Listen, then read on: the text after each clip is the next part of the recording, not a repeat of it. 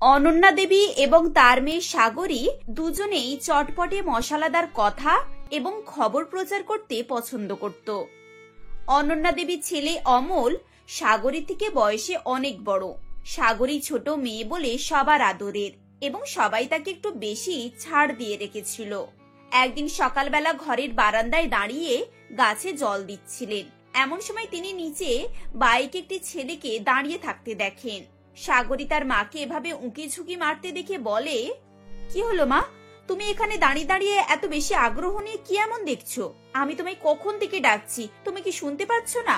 আরে বাবা, আমি সেই তখন থেকে ওই বাইকের ছেলেটাকে দেখছি। প্রায় 20-25 মিনিট ধরে ও এভাবেই দাঁড়িয়ে আছে, বারবার ঘড়ি দেখছে আর ফোন করছে। আমার তো মনে হয় কিছু না কিছু একটা ব্যাপার আছে, কারণ এই ছেলেকে তো আমি আগে কখনো এভাবে এখানে দেখিনি। সে কি, এই ছেলেটাকে তুমি আগে কখনো দেখোনি? ও, তুমি দেখবে কি করে?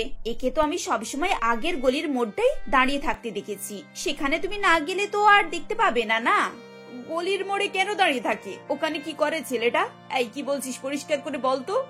আরে বাবা, ওই যে আমাদের রমেন কাকা গো, ওনার মেয়ে দীপ্তি আছে, তার সঙ্গে এই ছেলেটার চক্কর চলছে। আজ প্রায় 3 বছর হয়ে গেল ব্যাপারটা। আমি তো প্রত্যেকদিন ছেলেটাকে এভাবে দাঁড়িয়ে থাকতে দেখি, তবে আজকে মনে হচ্ছে ছেলেটা মেয়েটাকে নিয়ে পালাবে। ও সবই প্ল্যানে আছে, সেজন্যই তো ওরকম অস্থির হয়ে যাচ্ছে, তুমি বুঝতে পারছো না? তাই নাকি? পাড়ায় এত সব কিছু ঘটনা ঘটছে আর আমি এতক্ষণ পর জানতে পারছি। এখন তো পুরো সিনেমা শেষ হয়ে গেল। আজ তো শেষ দিন হবে, হিরো হিরোইনকে নিয়ে পালাবে, এরপর তো আর কিছুই থাকবে না। এতদিনে জানতে পারলে কত গল্প গুজব আড্ডা হতো। মা, সারা পাড়া এই ঘটনাটা জানে, তুমি জানতে পারলে না কেন বলো তো? আরে বাবা, আমি পাড়ার ঘটনা তো সব তোর মুখ থেকেই শুনি। তুই হয়তো কোনোদিনও আমাকে বলিসনি বা বলতে ভুলে গেছিস, সেজন্যই আমি এটা জানতে পারিনি। এমন সময় অনন্যা দেবীর ছোট যা দেবযানী সেখানে আসে আর বলেন, কি ব্যাপার মা, মেয়ে কি এমন গভীর আলোচনা হচ্ছে শুনি? কোনো গোপন কথা নাকি? আরে এসো এসো, একটা মশলাদার খবর আছে, আমরা সেটাকে নিয়েই আলোচনা করছিলাম। আরে আমাদের রমেনদার মেয়ে গো দীপ্তি, সে নাকি আজকে পালাবে। ওই দেখো, ওর বাহক এসে গেছে, অনেকক্ষণ ধরেই দাঁড়িয়ে আছে। সে কি, এত সব কাণ্ড করছে আর তোমরা আমাকে খবর দাওনি? কই দেখি দেখি।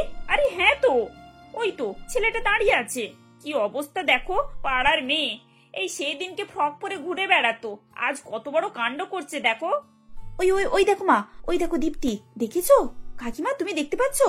ওই দেখো, ছেলেটার বাইকে উঠলো। আরে হ্যাঁ, আমি তো পরিষ্কার দেখতে পাচ্ছি। এই সাগরী, তাড়াতাড়ি ফোনটা বার কর, তাড়াতাড়ি এই সিনেমাটার একটা ভিডিও কর, তাড়াতাড়ি নে, আর দেরি করিস না, ওরা চলে যাচ্ছে তো।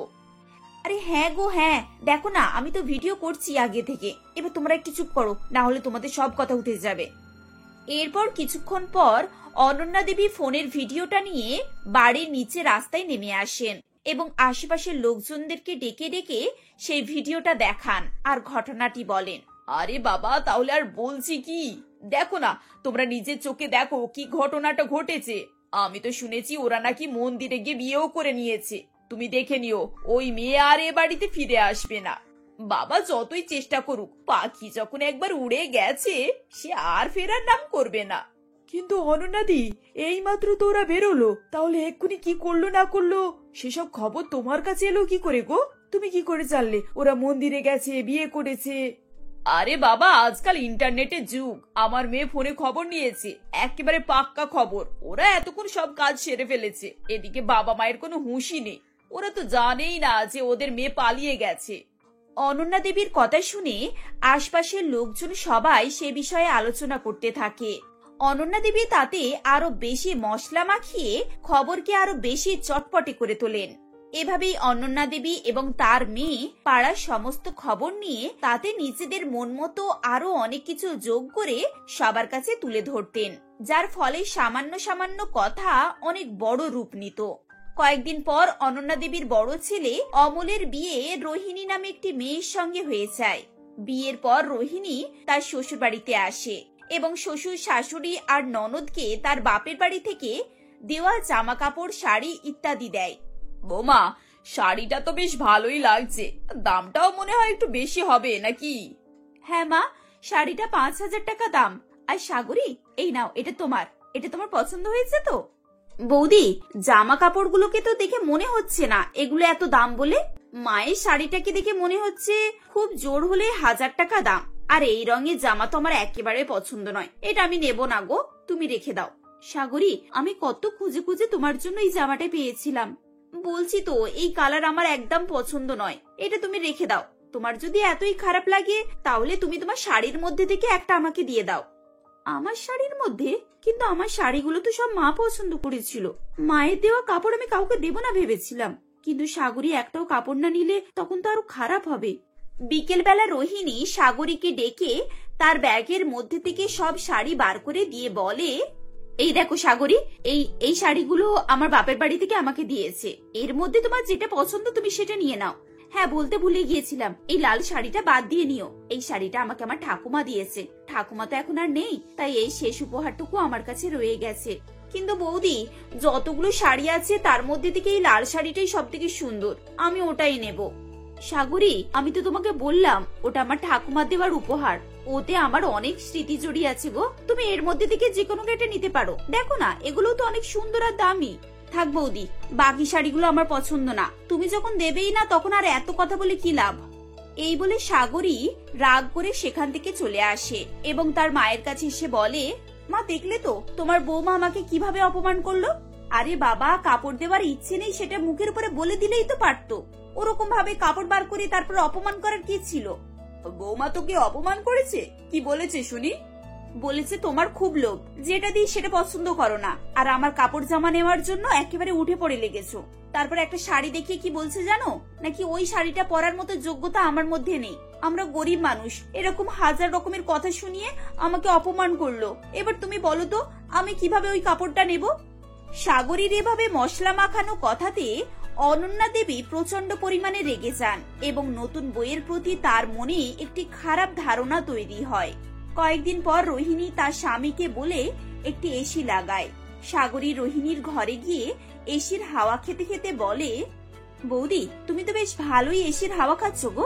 দাদা তোমার ঘরে এসি লাগিয়ে দিল আর আমাদের ঘরে পুরনো ফ্যান। আসলে সাগরী, এসি ছাড়া আমার খুব সমস্যা হয়। শুরু থেকেই আমি এসিতে থেকে অভ্যস্ত। এখন খুব কষ্ট হচ্ছে গো, সেজন্য তোমার দাদা এই সেকেন্ড হ্যান্ড এসিটা এনেছে। বৌদির কথা শুনে সাগরী সঙ্গে সঙ্গে তার মায়ের কাছে যায়, আবার মশলা মাখিয়ে কথাবার্তা শুরু করে। মা দেখলে তো, বৌদি আসতে না আসতেই দাদা ঘরে এসি লাগিয়ে দিল। বৌদিকে যখন এসির জন্য জিজ্ঞাসা করলাম তখন বৌদি বলল, আমার বাপের বাড়িতে সব ঘরেতে এসি আছে, তাও আবার 5 স্টার। তোমার দাদা কি আর এমন একটা করেছে, একটা সেকেন্ড হ্যান্ড এসি লাগিয়েছে, তার উপরে আবার এত বড় বড় কথা। তুমি বলো মা, বৌদি সামান্য সামান্য কথাই আমাদেরকে সব সময় নিচে দেখায়। আমাদের তো খুব খারাপ লাগে বলো। আর সব থেকে বড় কথা হচ্ছে দাদার তো সম্মানে আঘাত লাগছে, আর দাদাও বেচারা মুখ বুজে সবকিছু সহ্য করছে। সাগরীর মশলা মাখানো কথাতে অনন্যা দেবী দিনের পর দিন তার বৌমার প্রতি বিরক্ত হতে থাকেন। শেষে তার সঙ্গে কথা বলাই বন্ধ করে দেন। কয়েক মাস পর সাগরীর জন্য একটি সম্বন্ধ আসে। রোহিণী রাতের বেলা সব মেনু ঠিক করছিল এবং মাংস ম্যারিনেট করে সবজি কেটে মশলা ভেজে রেখে মশলা ভেজে গুঁড়ো করে রান্নার কাজ একটু এগিয়ে নেয়। এমন সময় সাগরী সেখানে আসে আর বলে, বৌদি তুমি কি করছো গো? এত আয়োজন কে করতে বলেছে তোমাকে? দেখো বৌদি, মা কিন্তু এসব একদম পছন্দ করে না। আমাদের বাড়িতে লোকজন এলে বাইরে থেকে খাবার বানানো হয়, বাড়ির খাবার আমরা করি না। এগুলো দেখলে কিন্তু মা রেগে যাবে। তোমাকে এসব করতে হবে না, ছাড়ো। কিন্তু সাগরী, প্রথমবার ওরা আসছে, বাড়িতে একটু আপ্যায়ন না করলে হয়? বাইরের খাবার দিলে লোকজন কি ভাববে? এই কথা শুনে সাগরী সোজা তার মায়ের কাছে যায় এবং বৌদির নামে আবার নালিশ করে। মা দেখো না, বৌদি কি বলছে, বলছে বাইরে থেকে খাবার আনালে নাকি দাদার পয়সা খরচ হবে, তাই সে কয়েকটা খাবার ঘরেই তৈরি করে দেবে। ওই শুধু লুচি, আলুর দম, এইসব। কি বলছে জানো, বলে পছন্দ হলে এতেই হবে, না হলে হবে না। আমি তো তোমার কথা বললাম, কিন্তু তাও শুনলো না। এইবার অনন্যা দেবীর ধৈর্যের বাঁধ ভেঙে যায় এবং তিনি রেগে গিয়ে বৌমার কাছে গিয়ে উল্টোপাল্টা করে ঝগড়া শুরু করেন। মা, আপনি আমাকে ভুল বুঝছেন। আমি তো দিদিকে বলেছিলাম যে ওরা প্রথমবার এখানে আসছে, তার জন্য আমি এই ধরনের খাবারগুলো রান্না করছি।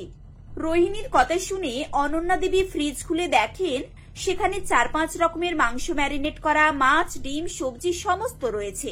অনন্যা দেবীর বুঝতে বাকি থাকে না যে তার মেয়ে মশলা মাখিয়ে তাকে সবকিছু শুনিয়েছে। তিনি মেয়েকে ডেকে অনেক কথা শোনান এবং মনে মনে ঠিক করে নেন যে মেয়ের বিয়ে দিয়ে তাকে আগে বিদায় করবেন। সাগরীকে পছন্দ করে নেয় এবং অনন্যা দেবী এক কথায় রাজি হয়ে যান এবং কয়েকদিনের মধ্যেই মেয়ের বিয়ে দিয়ে তাকে বিদায় করেন। বৌমা, আমি জানি আমার মেয়ে এই কদিনে তোমাকে অনেক জ্বালিয়েছে, কিন্তু এর জন্য আমিও অনেকটা দায়ী। তবে এবার থেকে তোমাকে আর এসব ঝামেলা পোহাতে হবে না। এরপর থেকে দুই শাশুড়ি বউ সুখে শান্তিতে বসবাস করতে থাকে। সোনিয়া তার মা রঙ্গিলা দেবীর সঙ্গে আলমপুর শহরের এক বস্তিতে দারিদ্রতার সঙ্গে জীবনযাপন করছিল। সোনিয়াকে দেখতে শুনতে খুবই ভালো ছিল এবং শহরের পরিবেশে বড় হয়ে ওঠার ফলে সে বেশ কিছুটা মডার্ন হয়ে উঠেছিল এবং তাকে দেখলে কেউই ওই বস্তির মেয়ে বলে মনে করতো না, কারণ যেখানে ওই শহরের ওই বস্তিতে দারিদ্র লোকজনের বসবাস ছিল আর বাকিরা খুবই ধনী ও বিলাসবহুল জীবনযাপন করত। এমনই সেদিন সোনিয়া তার বাড়িতেই ছিল। তখন, ওহ মা, আমি সকালে তোমাকে বললাম যে তুমি কাপড়গুলো ধুতে যেও না, একটু বেলায় এগুলো আমি ধুতে নিয়ে যাব, তবু তুমি আমার কথা শুনলে না, তাই তো? আরে মা, ওখানের জল খুবই অপরিষ্কার, আর তুই যেখানে পরিষ্কার জামা কাপড় পরেই আছিস, এখন আমি তোকে কিভাবে ওখানে যেতে দেবো বলতো? মা, তুমি এটাকে ভালো জামা বলছো? এটা 2 বছরের পুরানো হয়ে গিয়েছে। এটা দেখতে চকচকে থাকলেও পুরানোই। আর মা, যদিও সামনে ঈদ চলে এসেছে, তা আমি যদি এখন এটাকে নষ্ট করে দিই তাহলে কোনোই অসুবিধা নেই। হ্যাঁ তাই তো, সত্যি সত্যিই তো ঈদের সময় চলে এসেছে, কিন্তু ওকে যে এখন নতুন জামা কিনে দেবো সেই টাকাই তো আমার কাছে নেই। কি হলো মা, তুমি চুপ হয়ে গেলে যে? তুমি কি এই বছরেও আমায় কিছু কিনে দেবে না নাকি? না রে মা, আমি এইবারেও তোকে কিছু কিনে দিতে পারবো না, যেখানে তুই তো আমাদের পরিস্থিতি জানিস। এখন আমরা ভালোভাবে দুবেলা খাবারই জোগাড় করতে পারি না, আর সেখানে কিভাবে তোকে আমি জামা কিনে দেবো বল? সোনিয়া প্রথম থেকেই বুঝদার প্রকৃতির মেয়ে ছিল, আর তাই সে তার মায়ের দুঃখ কষ্ট সবটাই বুঝতো। ও তাই সে তখন বলে, এই যে মা, তুমি কেঁদো না, এখন তুমি কাঁদলে আমারও কান্না পায়। আর মা, তোমাকে চিন্তা করতে হবে না, আমি এই বছর ঈদে কোনোই কেনাকাটা করব না। আর তোমার কষ্ট কমাতে আজ থেকে আমিও কাজের খোঁজে বের হব। কিন্তু মা, এটা করলেও কোনো লাভ হবে না, কারণ আমাদের মতো গরিবদের জন্য কোনোই ভালো কাজ নেই। হয়তো লোকের বাড়িতে ধোয়া মোছার কাজ করে করেই জীবন শেষ করতে হবে, আর না তোমার দোকান হাটে জল বয়ে কিছু টাকা রোজগার করো। না মা, এগুলো বাদেও অনেক কাজ আছে। আমি আজ যাচ্ছি, আর তুমি দেখবে আমি নিশ্চয়ই কোনো না কোনো কাজ খুঁজে নেব। সোনিয়া এভাবে বললে তখন রঙ্গিলা দেবীরও কিছু করার থাকে না। এরপর সোনিয়া কাজের খোঁজে সেদিনই বেরিয়ে পড়ে এবং সে অনেক খোঁজাখুঁজির পর একটি ফ্যাক্টরিতে যায়। ও সেখানে গিয়ে কাজের কথা বললে ফ্যাক্টরির মালিক রূপা তাকে বলে, না, আমার ফ্যাক্টরিতে তেমন কোনোই কাজ নেই, তবে তুমি চাইলে আমার বাড়িতে কিছু কাজ দিতে পারি। ওই মানে আমি অফিস চলে আসার পর বাড়ি সবকিছুই অগোছালো হয়ে পড়ে থাকে আর কি। হ্যাঁ ম্যাডাম, আপনি যা বলবেন আমি সেটাই পারবো। ও দ্যাটস গ্রেট, দেন কাল থেকে তাহলে তুমি নীলাম্বরপুর সদনের আমার বাড়িতে চলে এসো, কেমন? রূপা এভাবে বললে সোনিয়া সেদিন খুবই খুশি হয়ে যায় এবং খুশি মনে তখন তার বাড়িতে চলে আসে। এবং পরের দিন থেকে সোনিয়া সত্যি সত্যি রূপার বাড়িতে কাজের জন্য যায় ও সে গিয়ে কাজ করতে থাকে এবং তখন সোনিয়াকে নিপুণভাবে কাজ করতে দেখে রূপাও খুবই খুশি হয়ে যায় ও সে প্রায় সমবয়সী হওয়ায় সময়ের সঙ্গে সঙ্গে রূপা সোনিয়াকে তার বন্ধু বলেই মনে করতে থাকে। তাই একদিন রূপা সোনিয়াকে বলে, এই যে সোনিয়া, এই বছর ঈদ তো খুব তাড়াতাড়ি চলে এলো, তা তোমরা ঈদের কেনাকাটা করবে না? না মানে আমি আজ বের হচ্ছিলাম তাই তোমাকে বললাম। আসলে ম্যাডাম, আমরা কয়েকদিন পর কেনাকাটা করব, আর আজ আপনি যাচ্ছেন যান, আমি ততক্ষণে এদিকের কাজ মিটিয়ে রাখছি। এই না না, সেটা বললে হয় না, এখন তুমি আমার বন্ধুর মতো, তাই এখনই তুমি আমার সঙ্গে চলো, যেখানে আমার সব বন্ধুরাই আসছে, আর তোমারও তাহলে মার্কেট ঘুরে ঈদের জামা কাপড় দেখা হয়ে যাবে। হ্যাঁ, গেলেও তো সমস্যা কি আছে, আমি তো এখন কিছুই কিনবো না, তাহলে 5টা 5 রকম কাপড় দেখা হয়ে যাবে। এই চলো বলছি, আমি কিন্তু আর শুনবো না। হ্যালো ড্রাইভার, তুমি গাড়ি বের করো। এভাবেই রূপা ফোন বের করে ড্রাইভারকে বলে দেয়। এরপর সে সোনিয়াকে নিয়ে মার্কেটে কেনাকাটা করতে যায়। সেখানে গিয়ে রূপার আরো কিছু বান্ধবীর সঙ্গে দেখা হয়। এরপর তারা কোনোই দামাদামি না করে নানান রকম নামি দামি জিনিসপত্র কেনাকাটা করতে থাকে।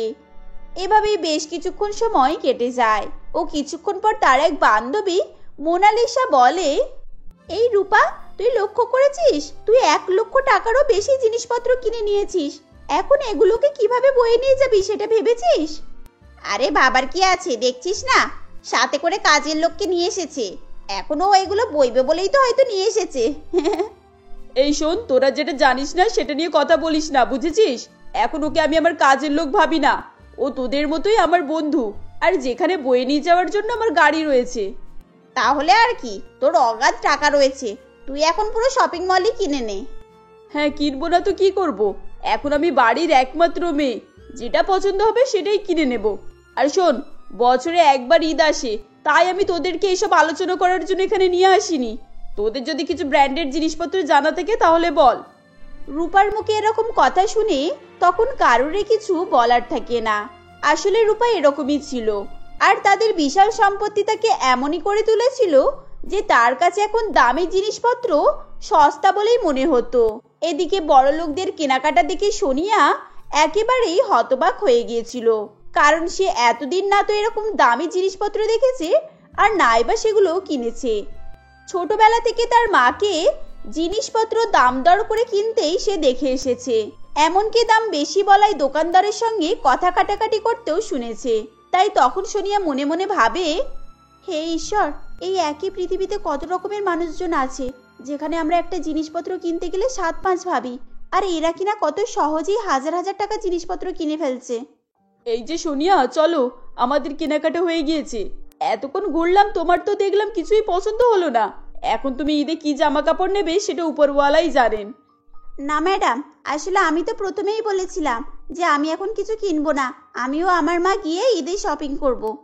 হ্যাঁ, সে ভালো, কিন্তু আমার তো মা নেই, আর নাইবা বাবা দেশে থাকেন, তাই আমাকে এখন ওদেরকে নিয়ে একাই শপিং করতে হয়। তা চলো আমরা বাড়ি যাই। এই বলে রূপা তখন সোনিয়াকে নিয়ে বাড়ি চলে আসে। এভাবে বেশ কয়েকদিন কেটে যায়, ও কয়েকদিন পর সোনিয়ার স্যালারি হয়ে গেলে তারা দুই মা ও মেয়ে মিলে ঈদের শপিং করার সিদ্ধান্ত নেয়। তখন, দেখ মা, তোকে কিছু কথা শিখিয়ে দিচ্ছি, এগুলো মনে রাখবি, তাহলে আমাদেরকে কেউই ঠকাতে পারবে না। হ্যাঁ মা, সে আমি জানি। এগুলোই তো, যে দোকানে গিয়ে হাঁপাহাঁপি করবি না, এটা নেব ওটা নেব বলে জেদ করবি না, বেশি দাম বললে সেটার প্রতি মনোযোগ দেখাবি না, তাই তো? তাহলে তোর কথাগুলো মনে আছে, আমি তো ভেবেছিলাম তুই সবকিছুই ভুলে গিয়েছিস। মা, এগুলো ভোলার কথা নয়, আর আমি জানি মা যে আমরা দারিদ্র, তাই আমাদের টাকা বাঁচাতে এগুলো করতেই হবে। আর এখন আমি যথেষ্ট বড় হয়েছি, তাই এগুলো সবই বুঝি। আচ্ছা রে মা, তাহলে চল আর গিয়ে আমরা ঈদের শপিং করে নিই। যদিও এটা খুশির ঈদ, তাই কেনাকাটা যেমনই হোক না কেন আমরা খুশি হলেই হবে। রঙ্গিলা দেবী এভাবেই বলে তখন সোনিয়াকে নিয়ে কেনাকাটা করতে চলে যায়। এরপর তারা একটি দোকানে যায়।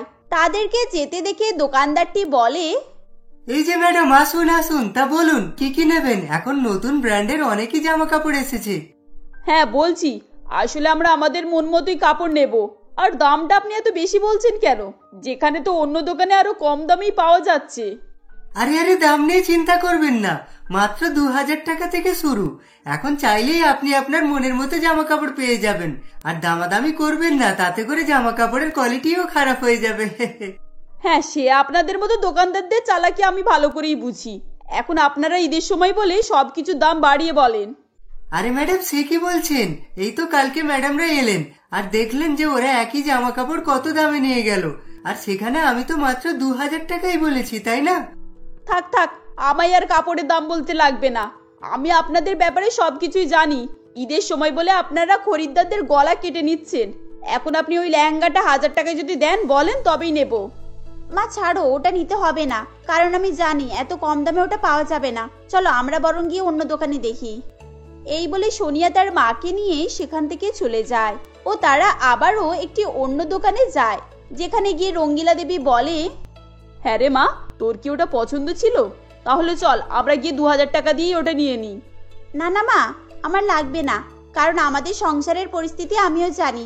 এখন আমাদের মতো দারিদ্রদের 2,000 টাকা লেহেঙ্গা পরা শোভা পায় না। যদি কম দামে পাই তাহলে কিনবো। আচ্ছা রে মা, ঠিক আছে, তুই এখন যেটা বলবি সেটাই হবে। এই যে দাদা, একটা কম দামি লেহেঙ্গা দেখান তো, ওই 1,000 টাকার মধ্যে। দেখবেন ওর থেকে যেন বেশি দাম না হয়। তাহলে ম্যাডাম আপনারা আমাদের দোকান থেকে চলে যান, কারণ প্রথমত আমরা দোকানে অত কম দামে কোনো কিছু রাখি না, আর দ্বিতীয়ত এখানে একদমই জিনিস বিক্রি করি।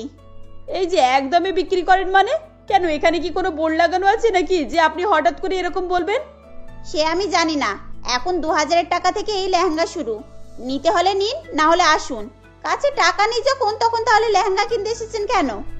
দোকানদারটি এভাবে বলে অপমান করলে রঙ্গিলা দেবী তখন খুবই রেগে যায় ও সে তখন দোকানদারটির সঙ্গে ঝগড়া করতে থাকে। ঠিক সেই সময় সেখানে রূপা ও তার বাবা বাবলু বাবু সেখানে আসেন এবং তখন রূপা বলে, আরে সোনিয়া, তুমি এসেছো? হয়তো নিশ্চয়ই তুমি ঈদের কেনাকাটা করতে এসেছো, তাই তো?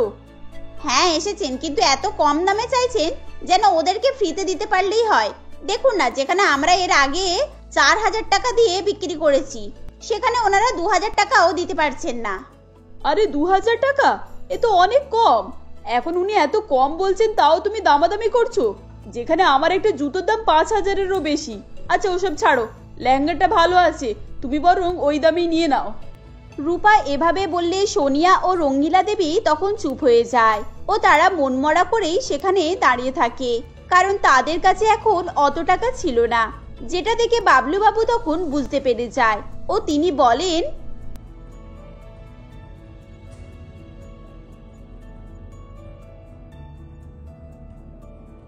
হ্যাঁ রূপা, কাকা বাবু ঠিকই বলেছে, এখন আমাদের পরিস্থিতি সত্যি খুব খারাপ, আর যেখানে আমি তোমাদের বাড়িতেই কাজ করি আর সংসার খরচ বাঁচিয়ে ঈদের কেনাকাটা করতে এসেছি। হ্যাঁ, তাহলে তুমি আমায় আগে বলনি কেন? আমি তো তোমাকে সেদিনই ভালো জামা কাপড় শপিং করে দিতাম, আর এতে করে তোমারও কোনো সমস্যা থাকতো না। না দিদি, আমাদের লাখ টাকার জিনিস লাগে না, খুশির ঈদে খুশি হওয়ার জন্য একটা নতুন জামাই যথেষ্ট। আর এটা শুধু আমার একার ঘরেই হয় না, আমার মধ্যে হয়তো অনেক দারিদ্র আছে, তারাও এই একই সমস্যায় জড়িয়ে আছে।